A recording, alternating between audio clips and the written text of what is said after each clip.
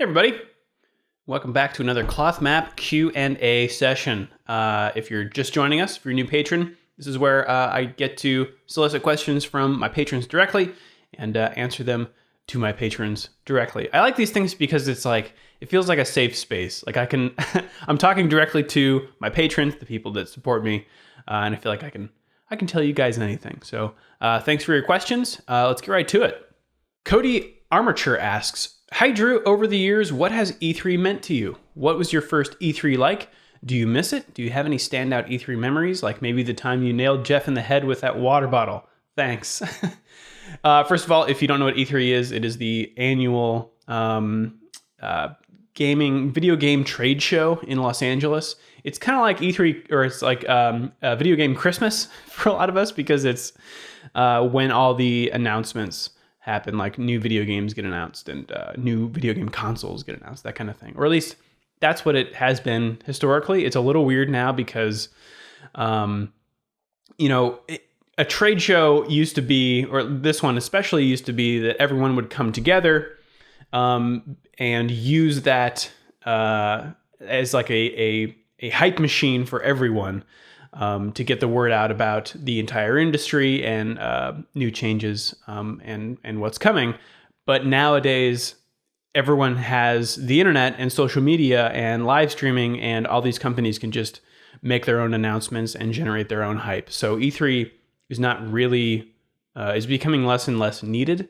So I don't know, that's a little, I guess, inside baseball about the video game industry. At least that's what everyone I talked to when I was down there is kind of thinking. But over the years, I think E3 has, when I think of E3, it conjures memories in kind of two camps. One, like this, oh man, it is really physically tiring, emotionally tiring. Because at least the first few years I was working it with Giant Bomb, because it is just so dense with people to talk to and games to see, you are running around constantly. And so for me, this would mean that I was carrying a backpack with a lot of video equipment and holding a camera. And then we would get to our appointment, at a different spot on the show floor. For every time, I would drop my bag, set everything up, lights, microphones, everything, hit record, boom. All right, we're doing an interview, shoot. Make sure everything's in focus. That my mics are all good. All right, done. Stop recording, pack everything back up, move again, and just keep doing that for the entire day. Or if it's press conference day, then do that and move locations around Los Angeles with a tripod and a recording device. In addition to my camera. Sometimes I was doing that with Vinny, my boss, or sometimes I was just doing it by myself because we would split up. So very, very taxing physically. And then you would come back after you shot all that stuff and edit as fast as possible to put what you had just shot up on the website. And not fast as possible, but you would work a lot. But the thing is, there's that sort of big scary cloud of E3, but then also this energetic part of it where I, number one, really liked seeing all of those game announcements, and being in the audience for, big reveals is really exciting. But also working when everyone on your team is also working that hard, it's really gratifying to go through something like that together. I remember one time we're in this, it was basically a frat house that we had rented back in the early days of Giant Bomb, before we had the conference room in the Standard, where they currently do their live streaming stuff. We rented this. It was a frat house near USC, and we kind of turned it into our home base. And me, Vinny, and Joey stayed up, until the wee hours of the morning, just editing. And then you would go to sleep for a few hours and wake up and keep editing or shooting. We had a rotating schedule. But that was, again, it was very tiring, but also very fun and rewarding. So that's kind of what I think of when I think of E3 is those memories. Um, the, the nailing Jeff with the water bottle. I kind of I forget what the joke he said was, but it was some terrible pun. And I was sitting behind, at the desk I was changing cameras for a live stream, and Jeff was on the couch, and he said some dumb joke, and I meant to. There was a wall behind him. I meant to throw the water bottle at the wall to like indicate that the control room was angry with that joke, but I threw it with my left hand. I think because either I was switching cameras with my right. For some reason I threw it with my left hand. I'm not left-handed.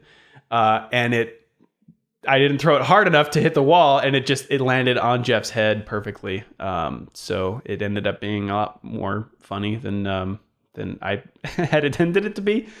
But I guess my first E3, I think, Cody asks, what was your first E3 like? I went not as a in the game industry at all. I was in college. I pretended to be from my college newspaper because E3 at that time was an industry-only event. You could only get in if you were press or if you worked for GameStop or some a place that sold video games. You could also get in that way. So I went as a journalist for my school paper, and it was glorious. It was the year that the Wii was announced, and I remember being one of those people that when the door opened, we ran to to play the Wii. I'm not proud of that.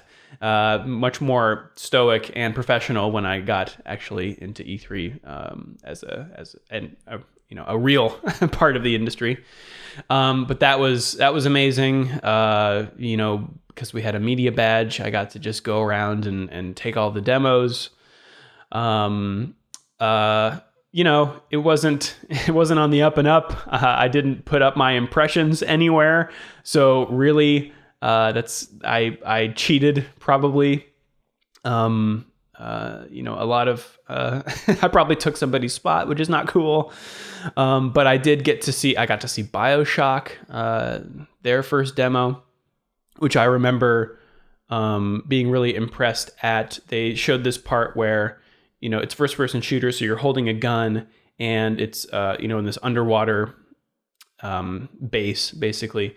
And there are cracks in the ceiling and water is coming through, and they walked the character up to this water coming down from the ceiling, and the water splashed onto the gun.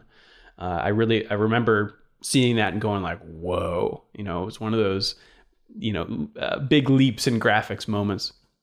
I don't know if that ended up being actually functional in the game. E3 demos traditionally are like a lot of smoke and mirrors. Or this is everything. This is all of their work in like one little E3 package. So yeah, I don't know if that ended up being actual game functionality, but yeah, E3. I'm kind of sad to see it. Kind of fade away in this way. I don't know. It's toward the end of my time at Giant Bomb.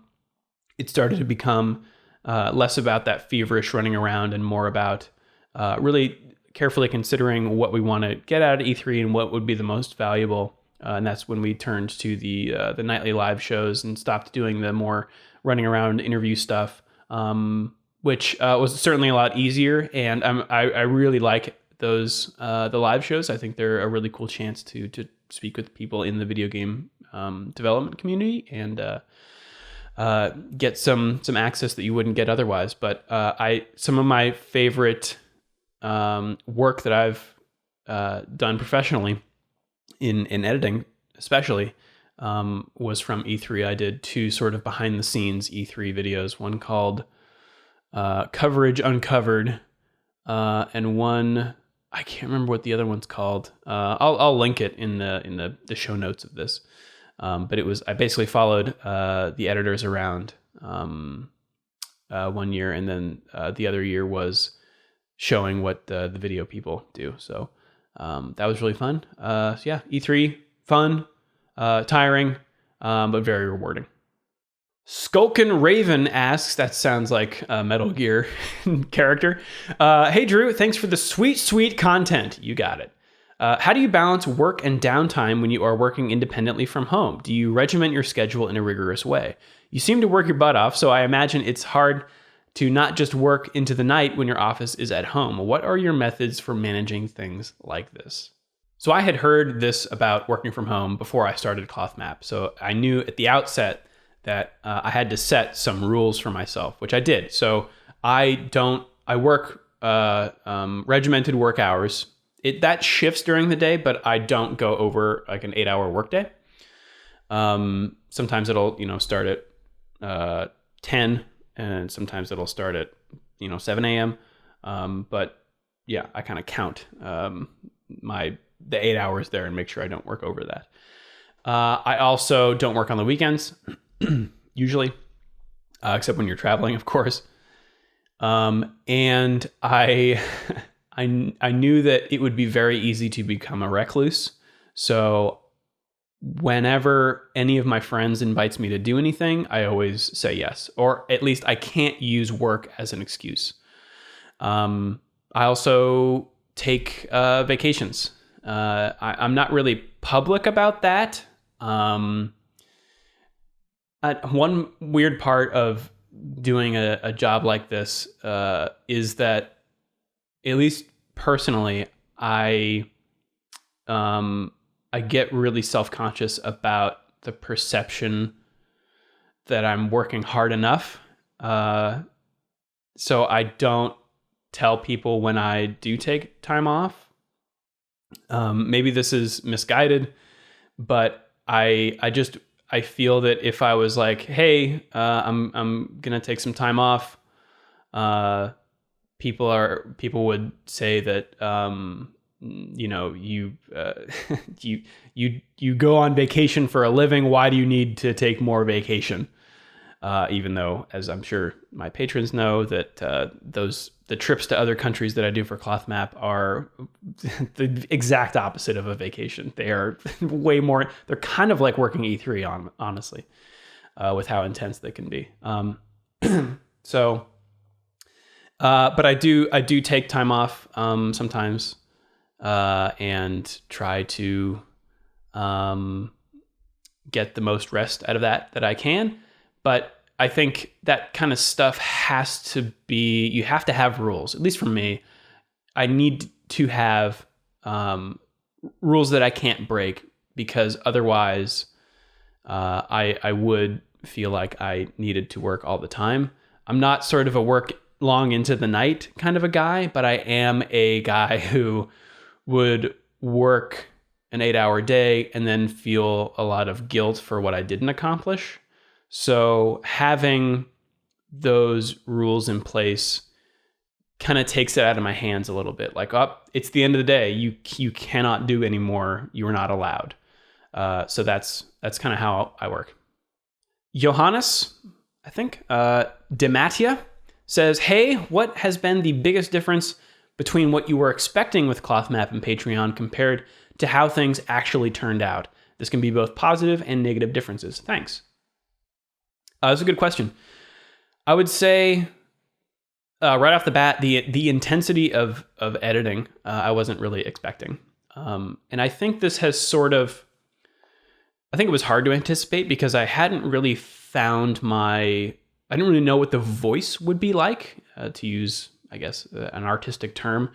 I didn't know what the style really would be of ClothMap, and what I would be trying to get out of every feature. And with that comes a certain level of production, or a certain style of production. So what ClothMap videos look like now is they're sort of video essays, right? With interviews of people. So those are particularly tough to edit, because you have to take these long interviews and trim them down to their essence, basically. and then tie them all together with voiceover and B-roll. And that it just takes a lot of footage wrangling and a lot of just massaging into a coherent piece. And I think that is what is required for what I'm trying to do with Cloth Map, which is illustrate what a culture is like, or take a deep dive into a particular game or style of game, I guess, in the case of Mongolia, like traditional games. So that's what you have to do. And I initially thought that maybe this will just be like a vlogger thing, that I'd just be walking around with, my selfie stick, and here I am in Rome, and gonna go over here and talk to this guy about the game he's playing. It's not really like that. It's more like I'm shooting a TV show, basically. So I wasn't really expecting that, but I'm happy that I am able to do that, because I think that's the best way that Cloth Map can be. And I also honestly wasn't expecting the community, the patrons, to be as active as they are. I mean, I hop in the Discord every day, and even if I don't post in there, I see everybody chatting away about trips that they're taking, or there's a channel in there for racing in Formula One. So that one's always got something going on. There's one about sports. So there's a ton of soccer, football, European football, not American generally. A bunch of jokes and memes that I don't get about football in there. But I wasn't really expecting, like, I didn't really, maybe, I don't want this to sound bad or anything, but like, I wasn't expecting there to be a community around something like this in the way that it makes sense for video games to me, because, I don't know, there's like a whole industry that's feeding discussion. There's new games coming out all the time. Whereas Cloth Map is really like I guess it is kind of like I said, like a TV show. So, I didn't really think there would be enough to kind of talk about for a community at any given time. So that was kind of surprising, and it's a nice surprise. So, there's a lot of things, and I would also say that because this is so different from how I worked at Giant Bomb, or with any team and coworkers, working alone essentially has also been I expected to do that, but I didn't really know how that would go. I kind of assumed that I would just be able to, that I was a fairly disciplined guy, be able to just like sit down and edit. Editing is really hard to do for long stretches. And I didn't realize that at Giant Bomb, I would be able to sit down and edit for a while, but then I would like get up and go talk to somebody and kind of recharge that way. So I've kind of had to learn how I work.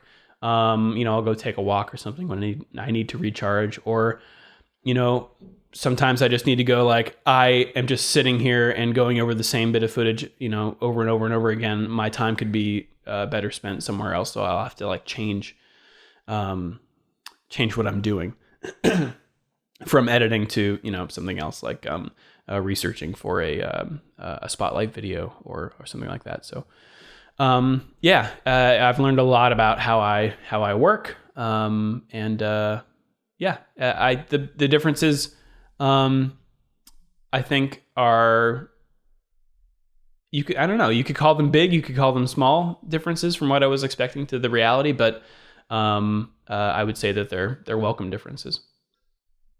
Owen Sanders asks, what is something that you've learned after traveling regularly that you wish you knew when you were traveling occasionally? My own revelation is I'm taking my first multi-stop trip as I write this. Awesome. And I've found it's useful to look up hashtags for a given airport to see how easy the time through security is right now. Yay, accidental crowdsourcing. That's an interesting tip. I've never tried that. I would say after traveling more, I have learned to that you need to roll with the punches. Things are going to fall through. You're going to miss trains or flights. And you can't let that get to you. It's really tough because, a lot of people have like the ability to take one vacation a year or, to get that off, the time off work. So you want to make sure that everything is perfect, right? That just adds stress to the situation and sort of ensures that, you're not going to have as good a time as you could. And it's a tricky balance to realize that. I think my remedy for that, or my suggestion would be to not plan so many things per day. I think the natural tendency is to try to cram as much into a trip as possible to like really get a bang for your buck. But at least for me, what I want to get out of it is to enjoy being there and to just observe what another country is like, and to take in the sights or the food. And if you don't have that kind of buffer time to, sounds very Buddhist, but like sit there and take it in and just be with the moment, then it's kind of wasted. So I would say,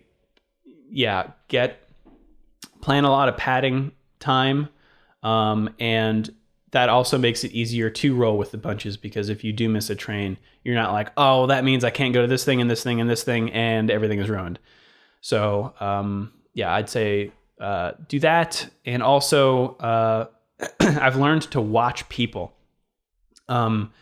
especially in cases where you don't know the local custom. If you are unsure about anything, which happened certainly a lot more when I had not traveled as much,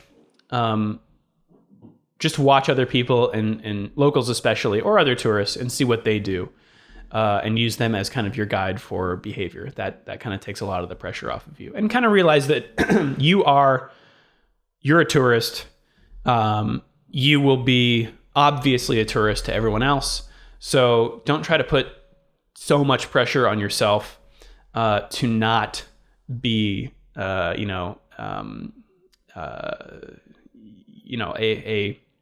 bumbling tourist, because you are one. So just embrace that. Aaron Heaton says, "Hey Drew, seems like a lot of content creators end up dealing with anxiety or something similar because of their obligation to their audience and to creating content. Danny O'Dwyer and Greg Miller come to mind. Have you experienced anything like this yourself? Do you have any methods for keeping yourself mentally healthy and happy as you work?" Absolutely. It's funny that you ask this, Aaron, because it's something that I just chatted with part of the creator, I don't know what they're called, the Patreon creator help team or something. They have people you can ask questions, or they scheduled a time with me, and we chatted about this. And something else I wasn't prepared for was feeling that pressure. I kind of thought that I would be able to just, sit here in my cave and edit and kind of ignore the world outside. But I don't. It doesn't seem like I can do that. There's some outside pressure that I can point to that's very overt. I remember in particular someone on Twitter saying, "You need to step it up." I think those were his words, and that kind of stuff sticks with you. I think in part because if it's just general trolling, it kind of bounces off me, because it's like, well, whatever. They don't really, they don't know me, or they're just angry, just angry people. But comments like that cut the deepest when you feel that they're true. So I do get some of that. It's not a lot of negativity from the outside, from the internet at large. and certainly less from my patrons. But I think a lot of the pressure I feel is self-imposed. I don't feel like I am providing enough content, even though I have a dedication to creating content I'm proud of, which takes time. And I think, the patrons that are still with me understand that. But I think I could be smarter about, and this is what we talked about with the call with Patreon recently. I could be smarter about what I can align better what I like doing and what I can do effectively with what my patrons want from me. So I feel like I've got kind of three groups of things that I want to provide, or I feel obligated to provide. It's the feature videos, the big ones. Then there's those sort of secondary obligations, like the travelogue videos, behind the scenes stuff, extended cuts, full interviews, those kinds of things. And then like another sort of category, which is like interaction with the patrons. And I feel like I don't feel like I'm doing very well on any of them. And I think that's because since I do have those, I want to keep doing those feature videos exactly the way that they are. But because of those secondary obligations, I also feel like I can't connect as well with the community because I can't do anything small. I feel like I can't do anything small and fun because that's time that could be spent on bigger things like that sort of secondary stuff. So again, what I talked about with Patreon was sort of revamping the tier structure of ClothMap and changing up what the rewards are to be more in line with, again, what I like doing and what's valuable to you guys. So be on the lookout. I'm going to ask for your help on how to do that. I'm going to ask what you'd like to see more of. And I'm going to take that feedback and assess how I can keep doing the formal feature videos, but use that other time wisely to connect more with you guys, because that's, I think, really where a lot of the stress for me is coming in. I feel like I'm ignoring you, and I don't want to do that. So I want to basically take out the middle and focus only on the really important stuff, which is the feature videos and being connected to you guys. So sorry, I hope I didn't catch the E3 plague here. But yeah, be on the lookout for that. Be on the lookout for some changes.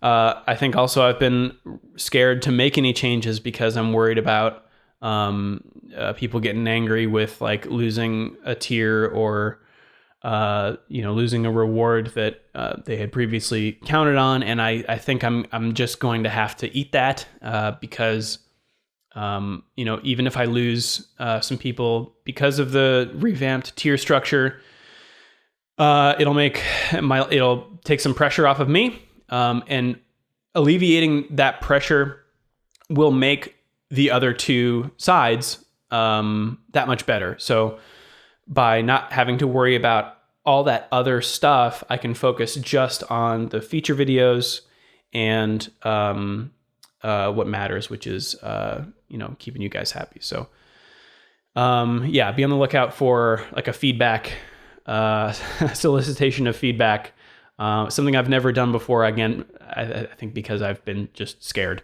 to ask for a lot of reasons. So look out for that. And I frankly, I may sound kind of dour here, but I'm really excited about trimming the fat here and revamping ClothMap into something that works for everybody. Because like I said, even if a lot of this is self-imposed, I don't feel like currently I'm running on all cylinders. So as soon as we can kind of rejigger and reconfigure all of that, then I think we'll be in a really good spot. In terms of staying mentally healthy, and I guess since, like I've said, this is a safe space because you're my patrons, you're the guys who do support this and deserve to know what is going on. I guess I can talk about I guess it's not really a vacation that I'm going on, but it's I'm doing a meditation retreat this week, actually. So when this goes up, I will be on it. I've only done one other one in my life, and that was only about half as long as this one. This is a full week.